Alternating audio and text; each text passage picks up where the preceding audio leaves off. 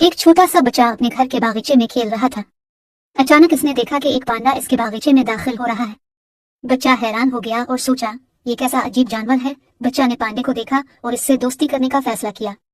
वो पांडे के पास जाकर बोला, हेलो, मैं तुम्हारा दोस्त बनना चाहता हूँ। पांडा भी मुस्कुराकर बोला, ठीक है, हम दोस्त बन सकते हैं। बच्चा और पांडा ने साथ खेलना शुरू कर दिया।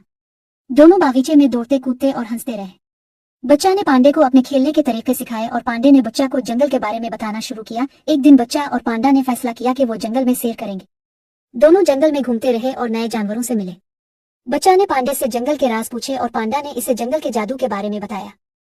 जंगल में घूमते हुए बच्चा और पांडा एक छोटा सा तालाब देखने गए। दोनों तालाब के किनारे बैठकर पानी में मछलियों को देखने लगे।